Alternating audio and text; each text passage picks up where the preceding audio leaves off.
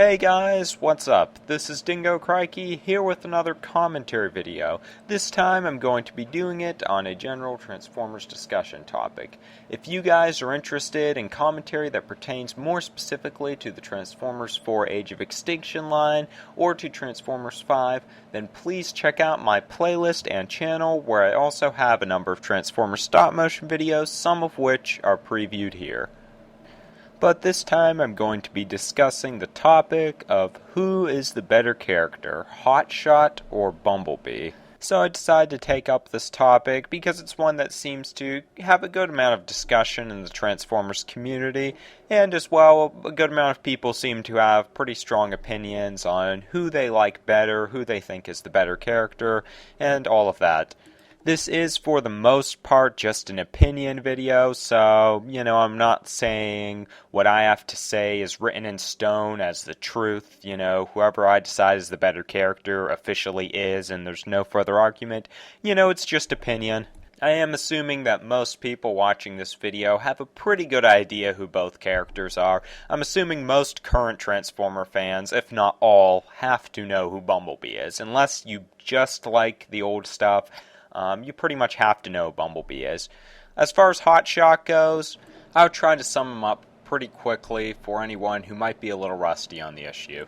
Basically, originally we had Bumblebee. He was sort of like the cool young character for younger Transformer fans to relate to in the Generation 1 cartoon. Then, after Generation 1, we had Generation 2 for a little bit, and Transformers went dead for a while. Then it returned with Beast Wars, and that, of course, didn't have Bumblebee at all, as it dealt with Beast Transformers. Then we had Beast Machines and Robots in Disguise. Basically, we had all those shows and a dead period of Transformers, all of which didn't really have much Bumblebee. In 2002, Transformers Armada comes around, and Hotshot was sort of like the new young character for younger fans to relate to. He was kind of the new cool guy, so to speak, and it stayed this way from 2002 to 2006, up until the Classics line, and I believe it was the second half of 2006. And then, of course, we had the 2007 film, which basically ushered in the new age of Bumblebee. So there are a good number of reasons for comparisons between these two guys. I mean, for one thing, they are both the young, cool guys. I know I keep using those definitions a lot, but that's the best thing I could think of. The young, cool characters in Transformers. They both look pretty similar in appearance until, about Cybertron, they started changing up Hotshot's design a little bit more. But, in the original basis, they look pretty similar. And then, of course, we have the big issue that during Bumblebee's absence, Hotshot pretty much took his place for a time period. And in Armada, Hotshot was actually originally supposed to be called Bumblebee, at least from what I heard. But it was due to trademark issues with Hasbro. They didn't have the rights to the name, so they had to settle on Hotshot instead of Bumblebee as his name. A quick side note, it would have been interesting to see if Hotshot had all along been called Bumblebee, how Bumblebee's role in the film might have been affected. Maybe he would have turned out more like Hotshot's character or something like that, but we'll never know. Anyways, moving on to the stages and roles of the characters. As with most Transformer characters who have multiple renditions, they usually aren't the same character each time around. I mean, even Optimus Prime isn't the same from series to series.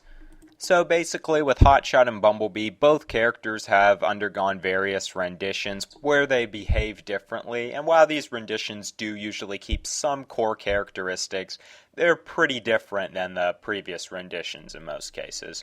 With that in mind, I would consider the best role of Bumblebee for comparison would be his role in Transformers Prime and in the Transformer films. Basically, despite what a lot of people think, I don't think he was really a very, very main character in Generation 1 due to the large size of the cast, the inconsistency of the show, a lot of those factors. And in animated, he was pretty different than the usual portrayal of Bumblebee. He was a little bit more obnoxious, a little bit more insubordinate, kind of a punk, kind of like Beast Boy from Teen Titans. So for Bumblebee, looking at his prime character and in the films. For Hotshot, I would say he was definitely at his best in Transformers Armada.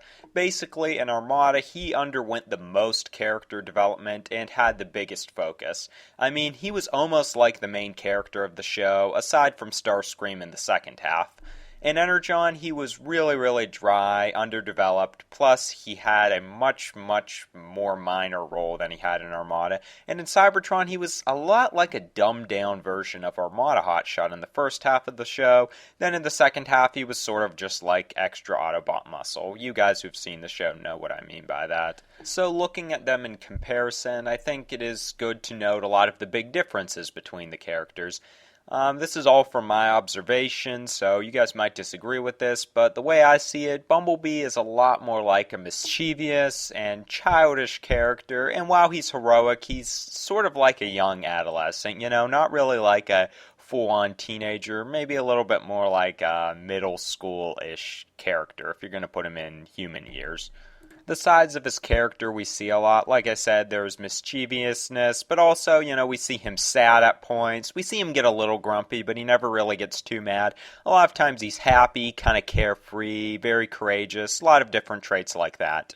Hotshot, on the other hand, is a lot more of an angst-driven character who's constantly trying to better himself throughout the series, whether that's through physical means or sometimes like mental or leadership methods. While he is that fun and happy character a lot of the times, he is a lot more frustrated than Bumblebee acts, and he's also a lot more independent. Like, he'll go against orders, he'll question other characters, he gets mad at Red Alert, Scavenger, and even Optimus a few times in the show. And he'd do things like take on Megatron himself, or various other Decepticon characters. I mean, he probably fought each Decepticon character in that show at least once on his own. Outside of maybe Thrust. I don't know if he fought Thrust. So I would say that kind of sums up where Hotshot's character is in personality. I mean, to put it simply, in a lot of ways, Bumblebee is sort of like an adolescent character in a lot of American media, whereas Hotshot's a lot more like the adolescent portrayal you'll see in anime. If you were to look at certain anime characters like Edward Elric from Full Metal Alchemist, various main characters in the Gundam franchise, Eren in Attack on Titan, I think you can find way more similarities to Hotshot in those characters than in a character like Bumblebee, at least in the way he acts. He doesn't have all the same motivations, not all the depth that those characters have, but kind of the way he's acted and his overall portrayal is more like that than like Bumblebee's portrayal in the films. In relation to the human characters, Bumblebee is more like a cool and kind of cute pet and sort of like the human's buddy, whereas Hotshot is sort of like the guy you think is really cool and fun, yet he can be kind of frustrating to be around when he's mad and challenging himself and beating himself up and all that kind of stuff. And I would say that's kind of the way we see both characters as an audience. I mean, when I watch Transformers Prime or the films, Bumblebee's sort of like that funny character who, yeah, is annoying at times, but you usually enjoy watching him do stuff. He does some heroic things throughout the movie. But you don't get that same sense of, like, relatability that you do with Hotshot. He's more like your hero and just, oh, cool, Bumblebee, then Hotshot's more like, I don't know, some angsty kid's gonna look towards Hotshot because, he goes through all these struggles, he gets betrayed twice in the show, all that kind of stuff. And in my opinion, that's definitely points for Hotshot's character. You relate with him a lot more. I mean, not just as a kid watching Armada, but even as an older viewer, you feel Hotshot's emotions, you feel his pain, his struggles, you want to see him succeed. You can really relate with him. When I'm in certain places in life, I can be kind of like, oh, Hotshot went through this too. What did Hotshot do? You don't really get that same sense with Bumblebee. I mean, it might be because in neither Prime or the films, he really talks that much, except for a few instances. You guys know what I'm talking about. I'm not going to spoil anything. Bumblebee just has a different portrayal. In the Transformer films, it felt way more like they were trying to make us relate with Sam Witwicky than with Bumblebee. Like when Bumblebee's in the garage at the beginning of Revenge of the Fallen, and he's crying and stuff, and Sam's getting mad at him. I mean, Hotshot would never be in that kind of situation. He'd be having like a reasonable conversation with Sam Witwicky. Well, maybe be yelling at him and kind of getting pissed off and stuff like that. But basically, he wouldn't let Sam Witwicky treat him like a pet. That just wasn't Hotshot's character.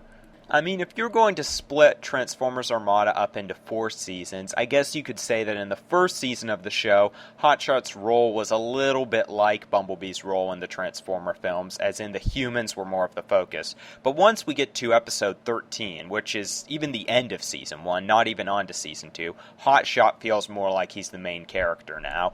And Bumblebee's never really gotten that kind of spotlight. Even in Transformers Prime, we get more relatability from RC and even Wheeljack and Bulkhead than we get from Bumblebee. We do get some, but not to the extent that Hotshot had. I mean, I know a lot of people really aren't into the angsty type of characters that are like Hotshot, but for me, I really like those characters. They can be annoying at times, and they do get overdone in anime, but they are more relatable than just characters like Bumblebee. But I would also say that Hotshot usually gets more development, too. Well, at least looking at Transformers Armada and, Bumblebee's main roles. I mean, the way I look at development, it's comprised of what a character goes through in the series, the experiences, how they change that character, how characters react to those experiences, and also what we learn about that character's past. Those are 2 big contributing factors to a character's development. Now, in Transformers Robots in Disguise, the new cartoon that's coming out, it does look like we're going to get more development from Bumblebee. At least hopefully we will. But up to current date, we get a little bit, but not a ton. We do get to learn some about Bumblebee's past, like how he lost his voice, and, we have a bit of that conflict with him and Megatron. And he has relations to the other characters, but he doesn't really change that much throughout the show. He doesn't really evolve or better himself that much. Now, he isn't really a bad guy to begin with, but, he doesn't even mature a whole lot throughout Prime. I mean, I don't want to spoil anything, but, not a ton.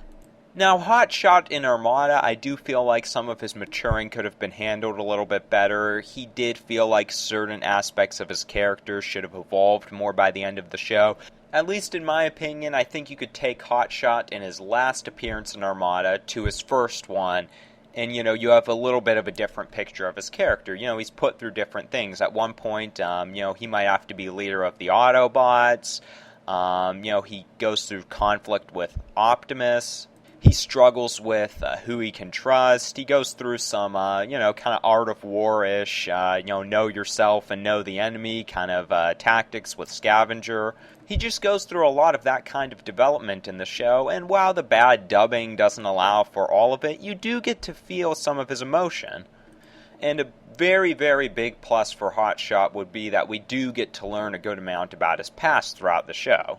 Despite how shallow Transformers Armada starts out, it eventually gets to be a more developed show with more deep characters, and luckily Hotshot's affected by that. I don't want to spoil too much for people who haven't seen it, but there's this whole story with him and Armada's version of Wheeljack, which is totally different than the Wheeljack in Prime and G1, but he's called Wheeljack. They do this whole backstory with those 2 characters that are like great episodes, and they carried out through the rest of the show too. The characters have a different type of relationship with each other than they do with other characters, and it's really interesting to see his character go through all of that. Now, I would say Bumblebee has the advantage in the fact that it isn't like all of the development and all of the screen time and relation with other characters needs to be placed on Bumblebee. We do get to see a good amount with other characters. It sort of felt like in Armada, Hotshot hogged all of the character development until the second half where characters like Starscream and Thrust and even Optimus start getting a lot more development. It felt like the creators of the show felt that Hotshot was the only character that younger fans could really relate to, so if a new Autobot joined the team, we had to see Hotshot's relation to that character and only Hotshot's.